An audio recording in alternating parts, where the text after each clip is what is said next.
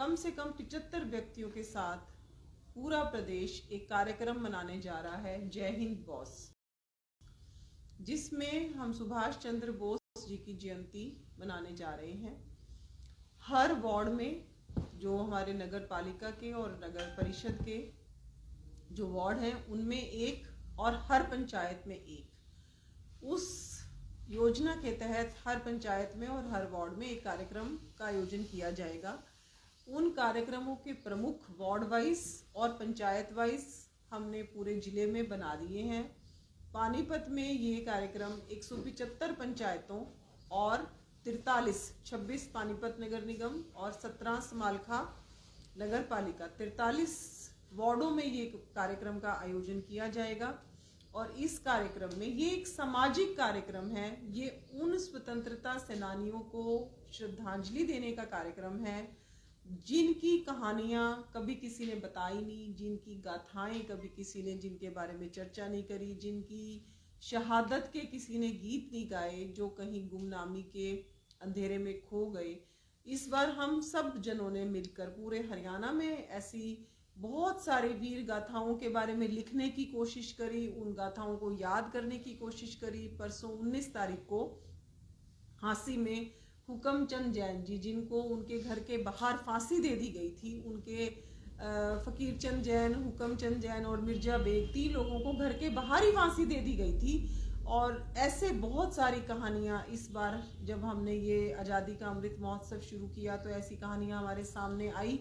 तो उन सब वीरों की शहादत को याद करने के लिए, और सुभाष चंद्र बोस जी जिन्होंने देश के लिए कितना बड़ा काम किया, जिन्होंने आजाद हिंद फौज की स्थापना करी, और उनकी कुर्बानी देश भूल नहीं सकता। लेकिन कांग्रेस ने क्या किया, उनके पूरे के पूरे काम को नकार दिया गया। कहीं उनको जो उचित सम्मान देना चाहिए था, जो देश में पद देना चाहिए था, उसकी कोई चिंता नहीं करी। केवल अपने 4 लोग जिनको आगे लाना था वही लोग हमेशा आते रहे। और सुभाष जैसे वीर योद्धा जो आजाद हिंद फौज के सेनानी तो थे ही थे, सेनापति तो थे ही थे, जिन्होंने हमारे अंडमान निकोबार, काला पानी जिसको हम बोलते हैं, उस द्वीप समूह पर पहले आजाद भारत का झंडा भी उन्होंने लहराने का काम किया था। मतलब एक ऐसे अध्यक्ष जिन्होंने हमारी करेंसी तक बना ली थी, हमारा हर तरीके का कि कैसे भारत में शासन चलेगा, हर चीज की चिंता उन्होंने करके वो स्थापना तक कर ली थी। लेकिन उनका नाम ही उन्होंने हमारे इतिहास से कहीं ना कहीं उड़ा दिया। तो ऐसे वीर सुभाष चंद्र बोस जी की जयंती हम सब जने मिलके मनाने जा रहे हैं। तो उसी कार्यक्रम के हेतु आज हमारे साथ माननीय कृष्ण ढूल जी प्रेस वार्ता को संबोधित करने के लिए आए हैं। मैं उनका अपने जिले में बहुत बहुत स्वागत करती हूँ। लेकिन उससे पहले 2 मिनट के लिए, अरे हमारी मेयर अवनीत जी भी 1 मिनट इस कार्यक्रम का आपको भी पता ही है। सबसे पहले तो मैं माननीय कृष्ण ढूल जी का बहुत बहुत स्वागत करना चाहूँगी कि आप पानीपत में आए और आपका मार्गदर्शन हमें मिलेगा।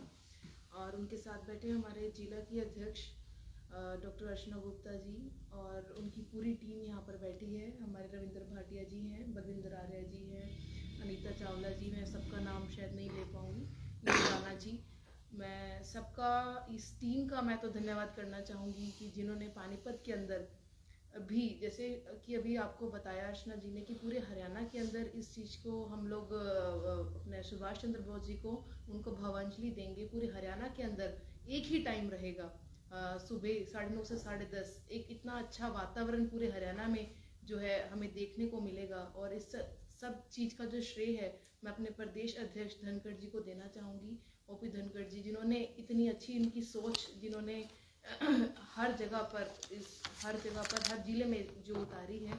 और पानीपत में भी इसी तरह से 9:30 से 10:30 बजे उनको भावांजलि दी जाएगी। और मैं तो अपने ज़िले को बहुत बहुत बधाई देना चाहूँगी कि हमारे ज़िले की जो प्रेसिडेंट है अर्चना जी, जो इस चीज़ को बहुत अच्छे तरीके से देख रही हैं। और ये जो कार्यक्रम रहेगा ये अपना सामाजिक कार्यक्रम रहेगा, इसमें कुछ भी ऐसा पॉलिटिकल नहीं रहेगा। सुभाष चंद्र बोस जी ने हमारे देश के लिए बहुत कुछ किया और उनकी कुर्बानियाँ हम सबको फिर से याद करनी है। उसी उपलक्ष्य में ही ये कार्यक्रम रखा जा रहा है। और बस इतना ही कहूँगी और मैं आगे अनुरोध करूँगी कृष्ण जी से कि वो एक बार माननीय कृष्ण जी अपना मार्गदर्शन हम सबको दें।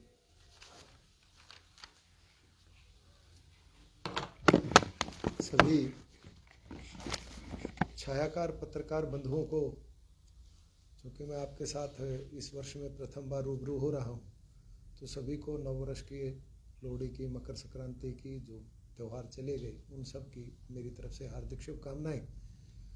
और पानीपत जिला की जिलाध्यक्ष के साथ जो पूरी टीम बैठी है उनको, हमारे यहाँ की मेयर अवनीत कौर जी, सबको इस कार्यक्रम के लिए साधुवाद देता हूँ। और जिस प्रकार से हमारा ये कार्यक्रम 23 जनवरी को मनाया जाएगा प्रदेश भर में, ये पहली बार आज़ादी के बाद ऐसा होगा कि हरियाणा प्रांत सरकार के साथ साथ एक संगठन के तौर पर भारतीय जनता पार्टी इस कार्यक्रम को पूरे प्रांत में लगभग 7500 स्थानों पर मनाने जा रही है। हर वार्ड और हर गांव का सरपंच वो इस कार्यक्रम में हिस्सा लेंगे, यानी कि एक वार्ड में और एक गांव में सरपंच भले ही ना आए, उस गांव में प्रतिनिधि के तौर पर भारतीय जनता पार्टी का कार्यकर्ता इस कार्यक्रम के माध्यम से आज़ाद हिंद फौज के महानायक, आज़ादी में अपनी भूमिका निभाने वाले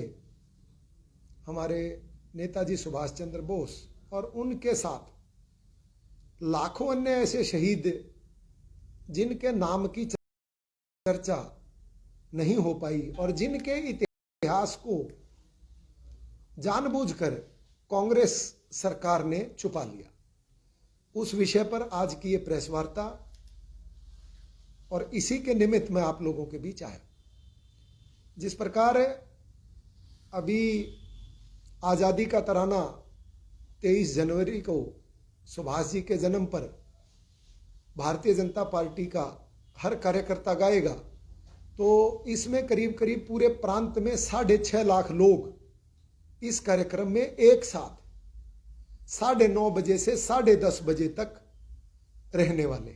उस कार्यक्रम के निमित्त हरियाणा से ऐसे स्वतंत्रता सेनानी जिन्होंने आज़ाद हिंद फौज में एक सिपाही के तौर पर आज़ादी के लिए अपने प्राणों को न्यौछावर किया, अपने परिवार को त्यागा, अगर वो जिंदा हैं, हमारे रिकॉर्ड के मुताबिक 7 स्वतंत्रता सेनानी अभी प्रांत में जिंदा हैं, 121 स्वतंत्रता सेनानियों की पत्नियां वो जिंदा हैं, और अन्य लोग जिन्होंने उसमें हिस्सा लिया वो सभी लोगों के परिवारों को हम लोग इस कार्यक्रम के निमित्त उनको याद करने के लिए बुलाया जाएगा। नेताजी सुभाष चंद्र बोस के एक चित्र के साथ तिरंगा लगा करके आज़ादी के तराने और सुभाष चंद्र बोस जी के 3 गीत हम लोग उस कार्यक्रम के निमित्त गाएंगे और अंत में इस कार्यक्रम को जय हिंद जय हिंद जय हिंद के उद्घोष के साथ हम समापन करेंगे। और पूरा हरियाणा उस दिन 6.5 लाख लोग कार्यकर्ताओं के माध्यम से आज़ाद हिंद फौज और उनकी सेना में काम करने वाले, नेताजी की सेना में काम करने वाले सभी स्वतंत्रता सेनानियों को अपनी श्रद्धांजलि देगा। और ये आज़ादी के उपरांत पहली बार ऐसा होने जा रहा है और देश की आज़ादी का 75वां वर्ष है, इसलिए हम इसको हीरक जयंती और अमृत महोत्सव के नाम पर मना रहे हैं। जब भी कभी 75वां वर्ष किसी चीज़ का होता है तो उसको हीरक जयंती के तौर पर भी मनाते हैं। हमने इसको आज़ादी का अमृत महोत्सव का नाम दिया और हम लोग इसको कार्यकर्ताओं के साथ मनाएंगे। और चूंकि मैं हमारे संघ के एक कार्यकर्ता, बहुत ही वरिष्ठ माननीय इंद्रेश जी का सहायक रहा हूं, तो उनके साथ मुझे अंडमान निकोबार यात्रा, जिस पर अभी हमारे प्रदेश के अध्यक्ष और एक टोली गई थी, वो यात्रा बहुत पुरानी चल रही है, शहीद स्वराज यात्रा के नाम से हर वर्ष वो यात्रा माननीय इंद्रेश जी के नेतृत्व में वहाँ अंडमान निकोबार जाती रही है। मुझे इस पर जाने का कई बार गौरव प्राप्त हुआ है और हम लोगों ने वहाँ जा कर के उस वाइपर टापू के इतिहास को भी देखा है, जहां पर उस वक्त स्वतंत्रता सेनानियों को छोड़ दिया जाता था। और ऐसा पहली बार हुआ था 1857 की, हमारी जो आज़ादी की पहली लड़ाई हम जिसको मानते हैं, अंग्रेजों ने उसको नाम गदर का दिया था, परंतु हमने उसको आज़ादी का पहला स्वतंत्रता संग्राम माना था। जब हम वहां गए तो हमें बताया गया था कि 1858 में रानी लक्ष्मीबाई के करीब 258 सैनिकों को सबसे पहले उस प्रांत पर, उस टापू पर छोड़ा गया था। उस वाइपर टापू जिसका नाम है, वो वाइपर जाति का एक बहुत खतरनाक विषैला सर्प होता है, जिसके फुंकार मात्र से ही सामने वाले की जहर से मृत्यु हो जाती है। उस टापू पर छोड़ा गया। उसके अलावा उसके बाद अगर हम लगातार बात करेंगे तो वहां जो टापुओं का समय अंडमान निकोबार है, उस पर अगर मैं आपको बताऊं तो 1874 में 7,567 क्रांतिकारियों को, 1881 में 11,440, 1891 में 11,718, 1901 में 11,978, 1905 में 14,112 और 1906 में 14,696 इन क्रांतिकारियों को उस द्वीप पर और उसके साथ जो अन्य द्वीप हैं उन द्वीपों पर छोड़ा गया। और उसके बाद वहां पर एक और तरीके से यातना दी जाती थी कि जो क्रांतिकारी होते थे उनको चैन से बांध दिया जाता था, पीछे हाथ करके और पैरों के साथ, यानी हाथ और पैर को चैन से बांध दिया जाता था और उनको पानी में छोड़ दिया जाता था कि जब तक उनकी मृत्यु ना हो जाए। और ये ऐसे हमारे क्रांतिकारी थे जिनके शरीर को अपने देश की मिट्टी भी प्राप्त नहीं हुई। उस वक्त एक ऐसी प्रथा थी, 3 वहां पर फांसी के फंदे हैं, एक ही लीवर से 3 फंदे उस जेल में बनाए गए हैं। और लोहे के कड़े, आमतौर पर फांसी देने के लिए रस्सी का इस्तेमाल होता है, परंतु वहां लोहे के कड़े हैं उनमें, और एक ही लीवर के साथ 3 कैदियों को फांसी दी जाती थी। अदरवाइज एक बार में एक एक करके दी जाती है ताकि जल्दी जल्दी ऐसा किया जाए। और बिल्कुल उसी जहां वो फट्टा है, तख्त बनाया हुआ है, उस तख्त के बिल्कुल साथ ही अंतिम क्रिया का स्थान भी रखा हुआ, यानी कि ऐसा अगर कहीं स्थान है तो वो पहली बार आपको देखने को मिलेगा कि मरने से पहले किसी की अंतिम क्रिया कर दी जाती है, क्योंकि उस फट्टे के नीचे जो है वो पानी है। जैसे ही किसी को वो फांसी देते थे तुरंत बाद उसको हटाते थे तो वो सीधा पानी में गिरता था, समुद्र में चला जाता था और उनकी देह को मिट्टी नसीब नहीं होती थी, समुद्री जीव उनकी शरीर को खा लिया करते। इस प्रकार की एक वहां पर टापू पर जेल बनाई गई थी। ये जेल जो बनाई गई थी ये आजादी के बाद 1944 में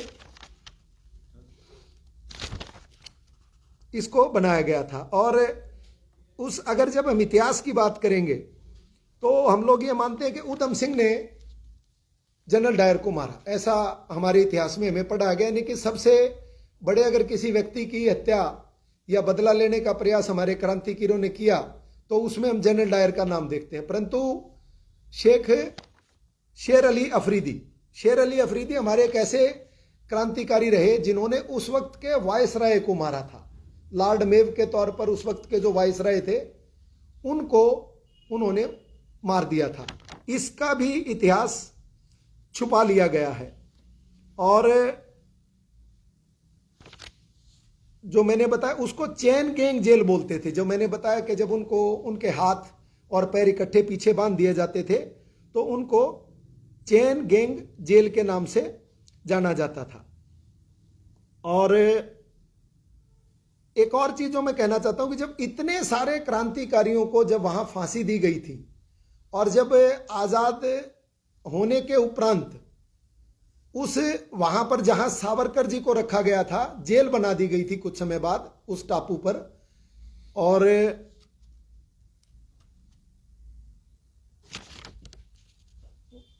मुझे सन ध्यान नहीं आ रहा जो वो जेल बनाई थी, परंतु वो जेल जब बनाई गई थी, जब सावरकर जी वहां रहे थे, 15 वर्षों तक उस जेल में रहे, और मणिपुर के राजा, पुरी के राजा और बहुत से क्रांतिकारियों को उस जेल में रखा गया था।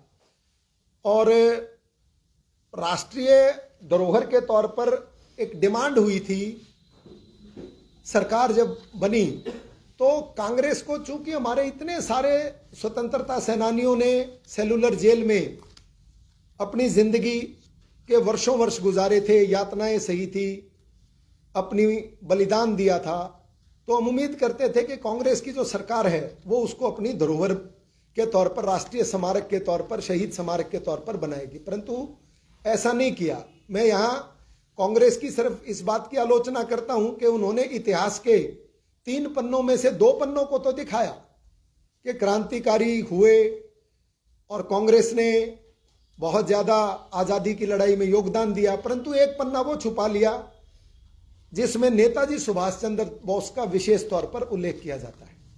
नेताजी को याद करने के पीछे ये मनोरथ है कि उनके द्वारा दी गई श्रद्धांजलि और उनके जिन सैनिकों ने, करीब 18,000 सैनिक जो है नेताजी की, 85,000 सैनिक जो है वो नेताजी की फौज में थे, उसमें से 2,715 सैनिक हरियाणा से थे। 26,000 सैनिक नेताजी की फौज के वो शहीद हुए, जिनमें से 346 सैनिक जो हैं वो हरियाणा के थे और 450 सैनिक आज तक गायब हैं, यानी कि उनका रिकॉर्ड नहीं मिला है। नेताजी एक ऐसे व्यक्ति थे जिन्होंने 4 बार शिखर को छुआ। अमूमन अपने जीवन में कोई व्यक्ति एक बार ही अपने शिखर को छूता है, आईएएस बन जाता है, बड़ा उद्योगपति बन जाता है, नेता, एमएलए, मंत्री बन जाता है।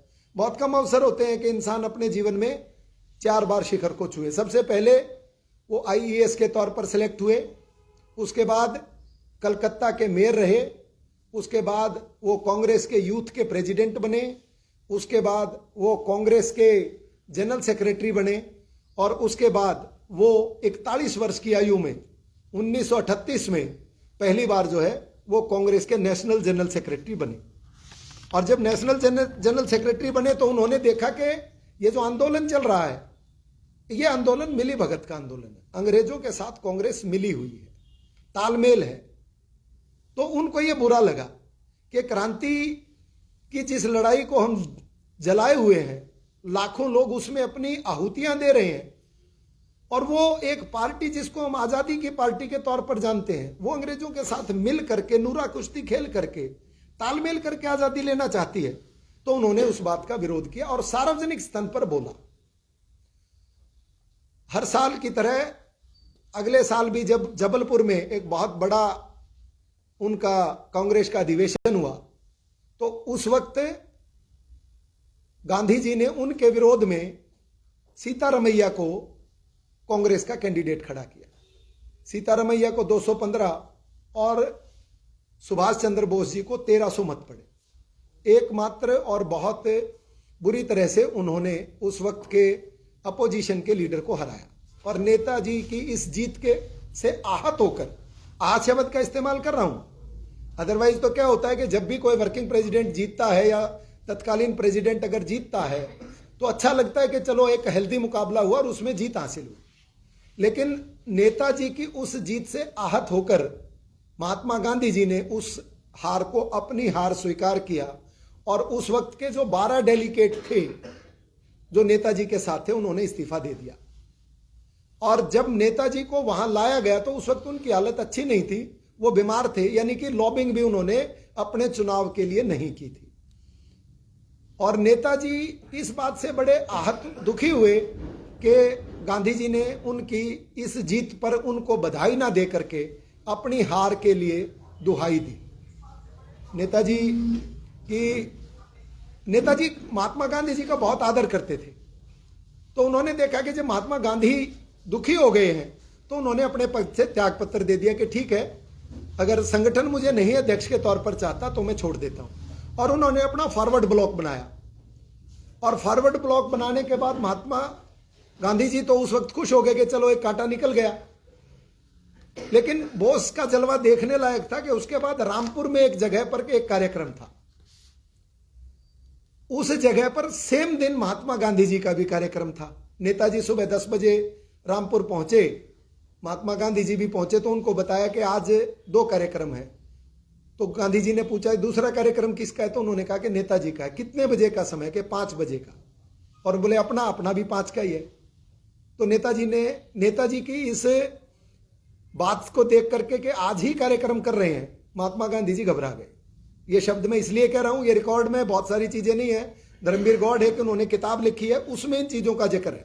आज ये चीजें निकल करके आ रही है क्योंकि इतिहास कांग्रेस ने बहुत सारा छुपाया है, चाहे वो सावरकर जी का है, चाहे नाथूराम गोडसे का। बहुत सारे क्रांतिकारियों के नाम मैं लूंगा, जैसे बहन जी ने नाम लिया लाला हुकुमचंद जैन जी का, फकीर चंद जैन जी का, मीर बेग का, मुतरजा बेग का। और अपने सोनीपत जिले में पानीपत के साथ लगता बिलासपुर गांव है, लिबासपुर गांव है, इनके 76 क्रांतिकारियों को एक साथ फांसी पर लटका दिया गया था पेड़ पर। ये कहीं उल्लेख नहीं हुआ।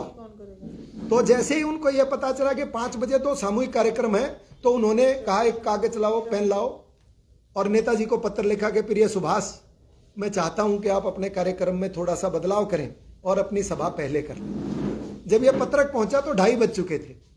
उन्होंने कहा था 2 बजे आप अपना कार्यक्रम कर लें। 2:30 बज चुके थे तो सुभाष जी ने कहा कि अपने साथियों को बुला करके कि मैं 3 बजे सभा करूंगा, जाओ रिक्शा में दौड़ो। उस टाइम औरतों को ये माइक और ये सिस्टम तो होता नहीं था, लोगों को दौड़ाया भगाया। और 3 बजे आप लोगों को जान करके हैरानी होगी कि मात्र जो प्रीपोन्ड कार्यक्रम हुआ उसमें 1 लाख लोग उस वक्त कलकत्ता रामपुर के लोग उनको सुनने के लिए आए। इस प्रकार से नेताजी का बहुत जलवा रहा। उसके बाद नेताजी की यात्रा जो है वो बर्लिन की हो, चाहे वो जाकर के हिटलर के साथ जाकर के मिलने की हो, ये सारी आप लोगों के सामने यहां तक तो पढ़ा है। और शायद आप लोगों ने ये भी पढ़ा है कि नेताजी के नेतृत्व में हम लोगों ने जो